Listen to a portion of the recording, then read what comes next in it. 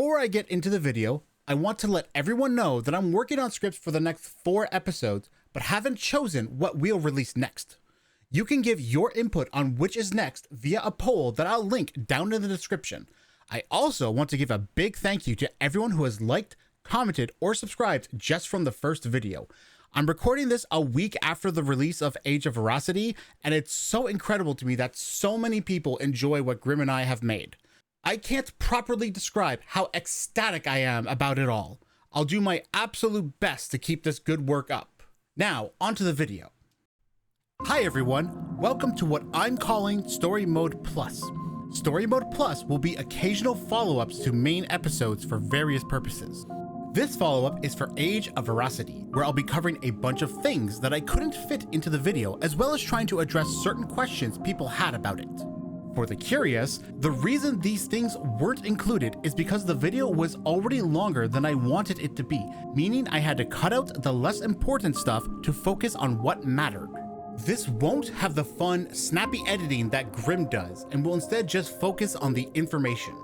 Also, this video isn't intended to explain stuff as fully as Age of Veracity did, though I may still do that by accident. In short, there's a good chance that this video won't be as enjoyable to watch if you're not already a Zelda fan. With that said, let's get into it. First, let's talk about something I never in the video, the impact of my hypothesis for Zelda fans and how many may feel about it. From the start, I knew that my conclusions would likely upset many hardcore fans, because for some, it suggests an invalidation of both the lore and the experiences we've had prior to Breath of the Wild. Truth be told, this was why I pointed out being an old school fan myself. I played the original NES games in the late 1980s and early 1990s, while A Link to the Past was the first Zelda game I ever beat. I remember getting Ocarina of Time in 1998 and being blown away by it. In short, the experiences that hardcore fans had were the ones I had. Thus, I understood that people could and would feel this way. That said, I don't believe that my idea invalidates anything. Look at Tears of the Kingdom and the key details about the era of King Rauru. When you take what's there and simplify it down, you get the same core story from Ocarina of Time. Ganondorf comes to Hyrule and claims to swear fealty to it, but is actually after a powerful relic that would let him conquer it. Zelda doesn't trust him, but the king waves this off. Zelda eventually concocts her own plan to catch Ganondorf, but it backfires immensely, instead giving Ganondorf what he wanted. By the end, Ganondorf is sealed away with his prize in hand while Hyrule suffers for it. In short, the old lore is still there and thus it matters. It's some of the most significant moments and people that remain in the new lore. I also expect that as we go forward, we'll see more cases of the old lore still existing in the new lore, just not the way we first thought. For example, what if it turns out that the other sages of Ocarina of Time are actually historical figures from different points in time, whose names get transcribed over the sages from the era of King Rauru? So rather than Saria, Darunia, Ruto, Naburu, and Impa all existing in the same era as Rauru, they're all scattered across time at different points, and we experience each of their stories individually. It may sound crazy, but mix-ups like this happen in real-world legends too. To give an example, I'm going to bring up something that was in the older versions of the script for Age of Veracity, but I cut for time. The legendary Viking king known as Ragnar Lothbrok. Most of our knowledge about the legendary Ragnar comes from the Danish chronicler Saxo Grammaticus, who lived some 350 years after Ragnar died. In writing the Chronicles of Ragnar for Book 9 of the Gesta Danorum, Saxo combined several stories and events he knew about into a singular story that mixed Norse legend with Danish history. However, doing this created problems. From stories that conflicted with each other to some being about more historically tenable figures such as King Horik. Some are even known to have happened after Ragnar had supposedly died in Saxo's own writing. While this can suggest that Ragnar Lothbrok never existed, this isn't true for one reason. We have historical evidence of his sons. In 865 AD, the Great Heathen Army began its invasion of England, starting with Northumbria.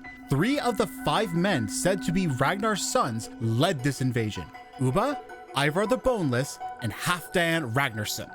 Note the name of that last one, Halfdan Ragnarsson, aka Ragnar's son. Due to the many accounts of the Great Heathen Army and its invasion of England, we know that the sons of Ragnar existed. While records don't state why this invasion happened or why it started with Northumbria, an Icelandic saga known as Tale of Ragnar's Sons claims that the invasion was in revenge for killing Ragnar. It just so happens that in Saxo's writings, Ragnar died only a few months before the invasion started, having been executed by King Aelle of Northumbria. Meanwhile, when the Great Heathen Army invaded Northumbria, Ivar the Boneless would end up killing King Aelle in a ritual killing known as the Blood Eagle. All of this is to say that Ragnar, as a historical figure, did exist. Yet the legend of Ragnar has many errors contained in it. So does the existence of the historical figure mean the legend becomes invalid as a way to tell the story of Ragnar? Not really, because some of the legend of Ragnar can be, and likely is, true to the historical Ragnar. We just need to separate out the stories that we know can't be, like the one that's actually about King Horik. As for the invalidation of the player's experience, nothing can do that, period. Just because I've played Tears of the Kingdom and accept the story it gives as being the true story of Ocarina of Time doesn't mean that my experiences with Ocarina of Time mean nothing. Those are a part of my life, and they help define who I am now. This is true for everyone else as well. Your experiences aren't stripped away simply because you find out the story that gave you those experiences wasn't entirely correct. If there was anything that could invalidate your experiences, it'd be you. That said, there's one last thing I want to touch on for this. While I've not confirmed this myself, I've had people tell me that Nintendo has said that Tears of the Kingdom is not a retelling of Ocarina of Time. And that would be factually correct. It's not. It has many pieces related to Ocarina of Time, but many of them don't occur in the era of King Rauru, and thus technically aren't part of the story of that era. It also has pieces that could relate to other Zelda games. For example, I see a lot of the Adventure of Link in this title. The Adventure of Link sees the same hero from the very first game set out on a journey to recover the missing Triforce of Courage. Doing so will allow him to awaken not the Zelda of the first game, but an older incarnation of Zelda that has been sleeping since ancient times. So, how does this relate to Tears of the Kingdom? At the very end of the game, when Zelda is saved from her fate of being an immortal dragon, she refers to her time as a dragon as her sleeping. Meanwhile, she had been a dragon since the era of King Rauru. To put it more generically, she was sleeping since ancient times. Of course, there are other things I see being shared between these two games. This is just the most obvious one to me. To me, Ocarina of Time feels more like it was mostly based on the story of King Rauru, but combined enough elements from other parts of the timeline in order to create a more original story. This means the legends are, to some extent, their own thing. Hopefully, I've provided an adequate answer for those concerned about invalidation. Now let's dive into more lore-related stuff. One of the things I skipped over in the video was regarding the voice memories found in the Zelda Notes app and how these voice memories claim that the land of Hyrule changes over time due to spirits. In the Breath of the Wild voice memory titled Den of Madness, Zelda notes how she heard that cultists once worshipped a giant fossil in the bottomless swamp. Their worship summoned evil spirits to them that changed the shape of the rocks to ominous forms. Another voice memory from Breath of the Wild, titled The Demon King's Claw, has Zelda explicitly say that areas where evil spirits gather will sometimes experience changes in the land's topography. The place she's talking about in the voice memory is Cape Cressia. In Tears of the Kingdom, Cape Cressia is home to the geoglyph and dragon tear depicting the death of Queen Sonia, with the land having roughly taken the shape of the geoglyph. So why does this matter? Well, I brought up the spirits changing the land while I was briefly talking about Sahasrahla, the potential sole exception to the lore character naming rule I defined. I suggested the idea that the two versions of Sahasrara were supposed to be the same person, with a bit of evidence to follow it up. Now let's add in the idea of the land changing over time due to spirits. When looking at the maps of Hyrule in A Link to the Past and A Link Between Worlds for topographical changes between them, it turns out there aren't many. Most of the changes are barely noticeable. The three biggest changes are a small change in the area around the Eastern Palace, a larger change on the western side of Death Mountain, and some changes to the east side of the desert that close off its access. Now, do the same comparison for the maps of A Link Between Worlds and Echoes of Wisdom. Putting aside the expansion of land we get in the latter title, we can see the area formerly known as Death Mountain is completely different, the areas around Lake Hylia and the Eastern Palace have changed, the Lost Woods is nothing like how it used to be, and the path that led to what was Zora's domain in the previous two titles is now a dead end. There's also the area west of Hyrule Castle, where a body of water is missing and the land has been made more flat.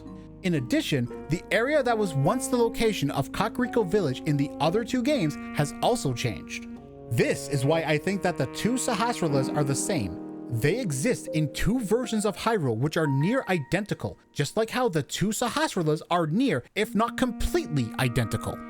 Next, I noted about story similarities between Ocarina of Time and Tears of the Kingdom, but only ever remarked about those related to Rauru. While some of these can seem pretty loose, keep in mind that we should expect the historical details to get twisted up in legend. What matters is that you view these details in their most generic wording, which is how I've attempted to write most of these. Also, hopefully this adds a little more fuel to what I was saying earlier about how the old lore isn't gone, it's just been changed from what we know. Number 1. Both stories see Ganondorf transform into a monstrous creature in the final battle. Number 2. Both see the Gorons dealing with a problem related to their food. Number 3. Both feature a Sage of Spirit. As a note, orange is the color of the Sage of Spirit in Ocarina of Time, while orange is the color of the Sage of Lightning in Tears of the Kingdom. I bring this up because one could argue that any sage or descendant of a sage associated with the color orange could be a Sage of Spirit. However, only one other game in the entire franchise uses the color orange in relation to the sages or their descendants, A Link Between Worlds, which already does some questionable things regarding the sages, such as not having Zelda be connected to them when she's always been so otherwise. Number 4. Both see the Great Deku Tree attacked by Ganondorf's power. Number 5. Both use Death Mountain to signal bad omens. Number 6. Both are the only time we see Rauru's normal form. In the Legends timeline, Rauru has the form of Kaepora Gaebora. While this form is seen in other games, Rauru's normal form isn't. Number 7. Both titles use both Phantom Ganon and Goma as bosses. Number 8. Both have red, fire-based dragons that are related in some way to Death Mountain, Volvagia and Dinral. These dragons also share some similarities in appearance. Number 9. Both involve the draining and filling of water in connection with the Water Temple, which are both connected to the Zora. Number 10. Both see an area of Hyrule be frozen over. While the two games have this happen to different races, the Zora for Ocarina of Time and the Rito for Tears of the Kingdom, these two races are connected in terms of the legend timeline and could even play a part in explaining why that connection is even made. Number 11. Both stories see one of the sages be mind-controlled by the enemy for a period of time before becoming a sage, Yunobo for Tears of the Kingdom and Naburu for Ocarina of Time. Number 12. Both see the hero forced to navigate a sandstorm in order to reach the temple in the desert. In addition, the sages related to these two temples are both Gerudo. Number 13. Both stories end with whoever time traveled returning to their era. And lastly, number 14. The color schemes for all of the secret stones, not including Rauru's and Ganondorf's, matches perfectly with the medallions of Ocarina of Time: yellow, green, blue, red, orange, and purple. The third thing I skipped over was when I talked about Demise. While I detailed many ways that Demise and Ganondorf cross over, I said that Demise's name and conflict with Hylia didn't derive from the Gerudo King. So let's unveil the answers to those, starting with Hylia. Simply put, the conflict between the two comes from the horned statue. In case you've never found this, just outside Hateno Village in Breath of the Wild and in the Royal Hidden Passage in Tears of the Kingdom is a statue that feels a bit similar to the statues of the goddess found in various towns, except with horns on it. This statue houses an entity known as the Horned God, which Hylia imprisoned in said statue long ago due to her disliking his behavior. Hylia also moved him around a few times when he didn't stop his behavior, which is why the statue moves from Hateno to the Hidden Passage. In Tears of the Kingdom, we're told by a Sheikah woman named Jaren that the Horned God is the opposite of Hylia, that both entities can't exist without the other, and that their powers manifest through the other's existence. In short, if one is destroyed, then so is the other. As such, Hylia can't destroy the Horned God, despite the fact that she's clearly more powerful than him. This has parallels with Demise and Hylia, where Hylia only ever sealed Demise away. This also lines up with something from Skyward Sword, at least assuming the information I've been given is accurate, which it might not be. In the Japanese version, as Demise is giving his final speech, one of the things he supposedly states is how the darkness will always appear to fight the light as long as the latter exists, and that the light shares responsibility for the bloodshed. If this is accurate, it implies the only way to end the bloodshed is for both light and dark to vanish, much like how if Hylia destroyed the Horned God, then she would destroy herself. As for the source of Demise's name, okay, listen, I'll admit this idea is crazy. Just follow me on this, okay? Just west of Hyrule Field is a valley known as the Breach of Demise. It's speculated that the valley is the place where Demise broke through the earth in legend and thus is named after him. But what if we got that backwards? What if Demise was named for the valley? Well, let's go down that logic by determining why the valley is named as such. If you're in the area of Hyrule Field and want to go to Rito Village, there are two paths to take. The southern path, which goes along the north side of the Great Plateau and past the one path to the Gerudo Desert, or through the Breach of Demise. Based on the roads, only people coming from Necluda, Faron, or Gerudo are better off taking the southern path, while those from Lanayru, Akala, Eldin, or Central Hyrule would benefit more from taking the valley. However, the valley is a great place for monsters to hide and ambush unwary travelers and merchants. If you run into the valley on its eastern side in Breath of the Wild, you immediately encounter two bokoblin camps, and while the rest of it is relatively empty, there are many nooks and crannies where monsters could lurk. Since it's generally known that monsters will move their camps around to better intercept people, this would have been a prime location to set up when the road was used more often prior to Hyrule's fall. In short, for an ordinary person to go through the valley without an armed escort would see that person possibly going to their demise. As for the breach part of the name, there are two ideas that could be combined. First is the physical appearance, which looks as though the land was ripped apart to form it. This would match with a definition for the term breach found on Merriam-Webster, a broken, ruptured, or torn condition or area. The other half could be that getting through the valley could be seen as breaching your own demise using a definition from dictionary.com, the act or a result of breaking. If you got through the valley, you breached your own demise. Now, yes, this sounds dumb, and it is dumb, but let's be real for a moment. We're humans, and humans are dumb. We name things stupidly. We have multiple deserts in the world that are named for the word desert in other languages, including the Sahara, the Kalahara, and the Gobi.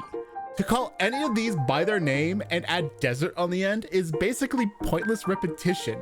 Yet people often refer to the Sahara as the Sahara Desert. Oh my god, I'm crying from laughing. This is not part of the script. More than that, however, is just how boring and simple the name Demise is. Think of all the names we have for gods and deities and villains. And this dude's just named Demise?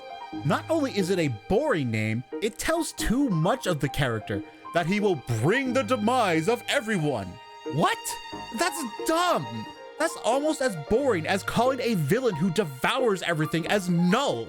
Oh, wait, they did that in Echoes of Wisdom, and that villain also has similarities to Demise. This is why I think both demise and null are not real. While there likely is a concept that they represent, this concept is not named demise or null. Finally, on things I skipped over, we have the legendary gear. I pointed out that only 2 items don't contain language that makes them ambiguous: the Bigoron sword and the sword of the hero. Yet I also didn't explain why they don't cause problems. Let's start with the sword of the hero. The biggest issue with this sword is actually its description. In Tears of the Kingdom, it reads that it's a sword once wielded by a hero in an ancient age. In that game, ancient is also a term used to refer to 10,000 years before, during the time of the ancient hero who fought Calamity Ganon. Yet here's a question: who writes the various descriptions? It can't be Link, because some descriptions wouldn't make sense otherwise. For example, the Tingle outfit. Each piece says how Tingle treasured his outfit, yet then also states, "and so will you." If Link was the one behind the descriptions, then who is Link talking to with the whole "and so will you" part? It makes more sense if the description was written to talk to Link, saying that he will treasure the outfit. I bring this up because in knowing who wrote it, we could also know when it was written and be able to view things from their perspective on the timeline. Right now, we don't know who wrote them and can only assume it was long ago, given that this sword is found in the depths. As far as we know, nobody has been in the depths for thousands of years, quite possibly since the age of the ancient hero.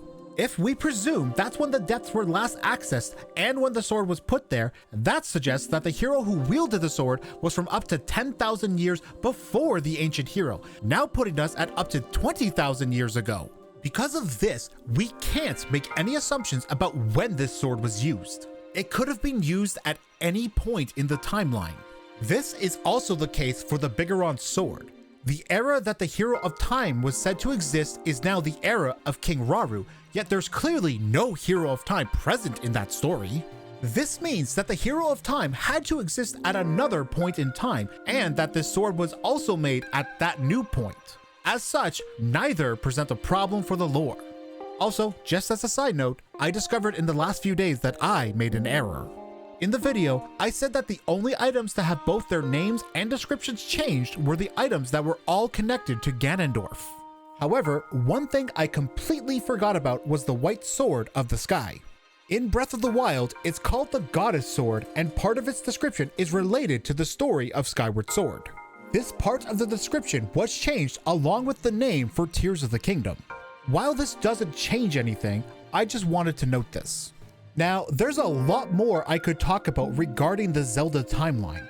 I have a lot of predictions about what the things we see in Breath of the Wild and Tears of the Kingdom are supposed to be in terms of the history of Hyrule, but a lot of these I'm saving for doing a future episode.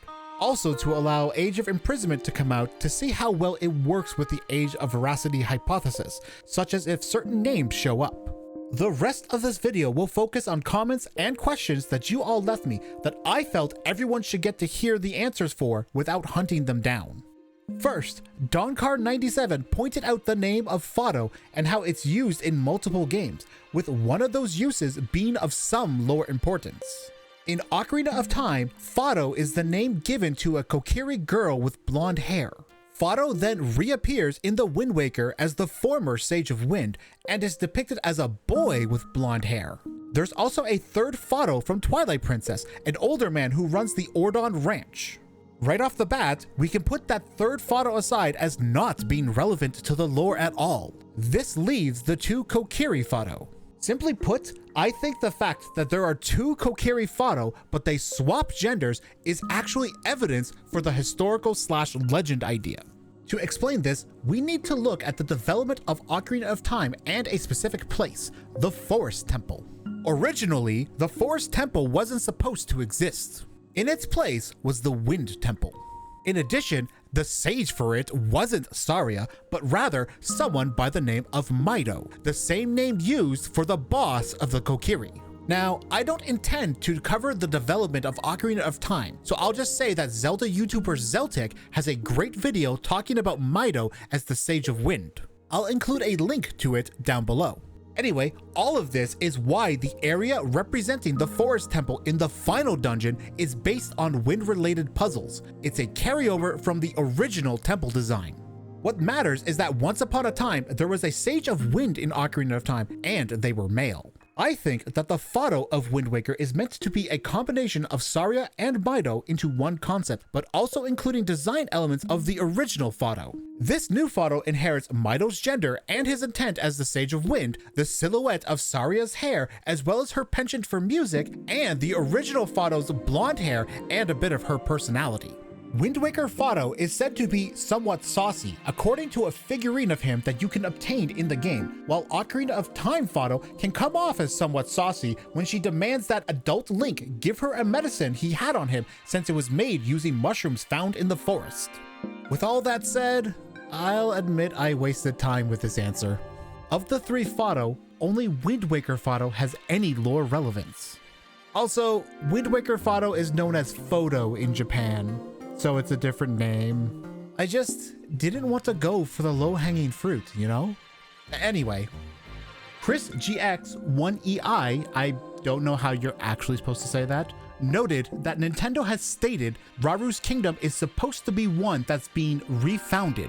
While I do have a potential answer, I didn't bring it up in the video as it felt more speculative. So now I'm going to bring it up anyway. Simply put, this is correct. Raru's Hyrule is a second kingdom, and I had honestly assumed this from the beginning. So when was the first kingdom founded? Shortly after the Zonai descended from the skies. The first kingdom was the one they established when they came down, and was eventually struck by a catastrophe that brought both it and the Zonai to their end. I'll confess that I do have an idea for how this happened and when, but I don't feel comfortable sharing it just yet. I want more pattern evidence before I do. What I can share is that I feel confident that this kingdom falls long before the Hyrulean Civil War, because it's the founding of Raru's kingdom that brings an end to the war. Chris also brought up how there are many different characters named Impa throughout the Zelda series. Now, I find Impa a bit tricky to talk about. She appears quite often throughout the series, but many of her appearances see her look vastly different compared to the appearances of Link and Zelda. In addition, she's not part of the cycle of reincarnation. So this begs the question, what's going on with Impa? Truth be told, I didn't have an answer to this for so long. Then it was revealed that in Age of Imprisonment, Zelda has a maid that attends to her in the era of Raru.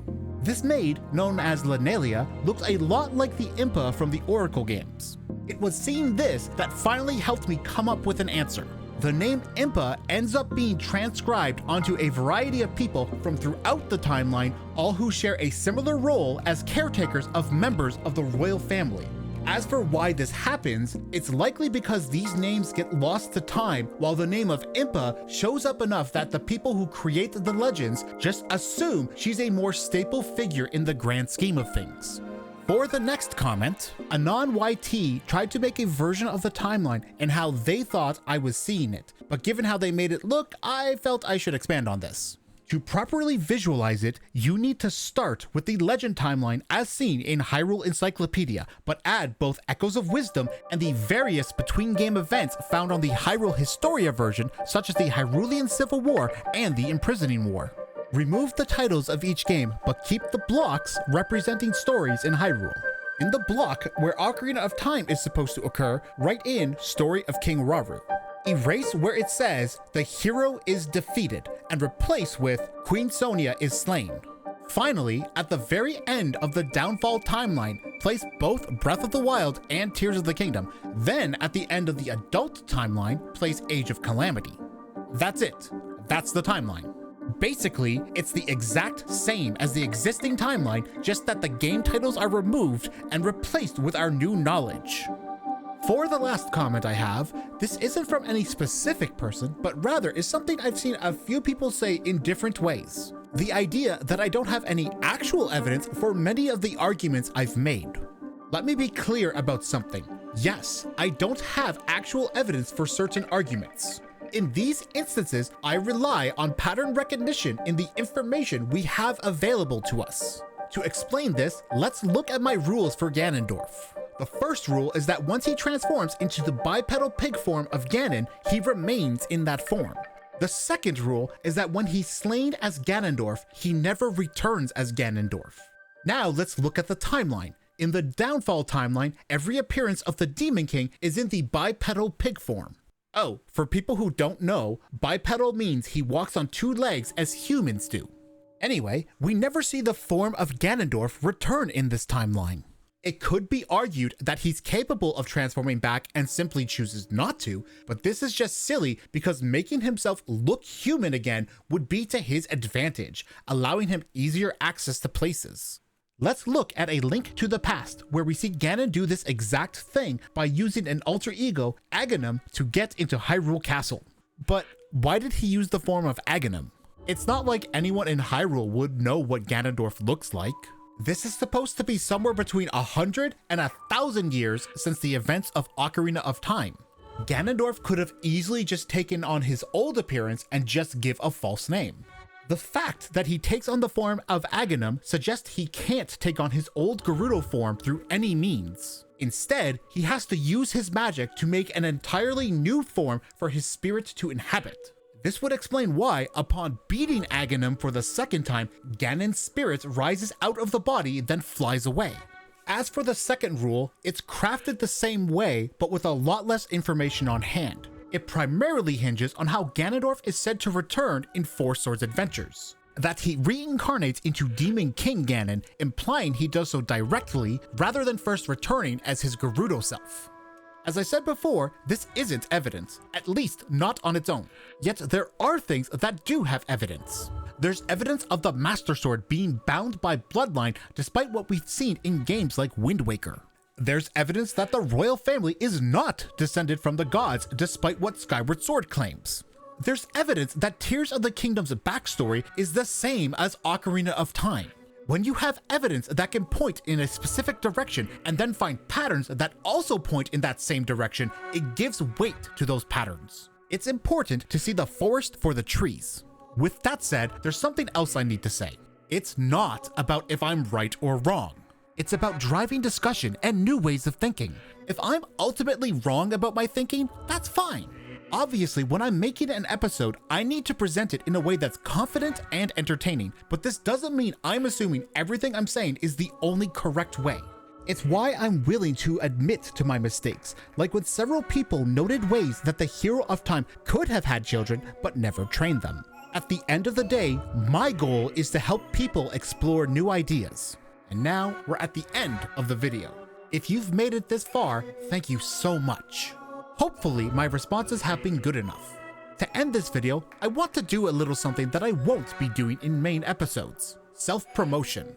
Obviously, I could do the whole like, comment, subscribe bit, but you'll do that anyway if you want to. I'd rather ask something else. If you liked Age of Veracity or any episodes of Story Mode that come out in the future, share them with others who may also be interested. Doing this is the best compliment you could give me because this is what I do when I see a video I'm really into, like any video from Flamey Mercury 5. Go check her stuff out. Also, if you've got the free time, I play games with friends every Friday and stream them over on Twitch. I'll put a link to my channel below. Feel free to come by, ask me stuff when I need to be focusing, and just watch this squishy human prove how dumb he is.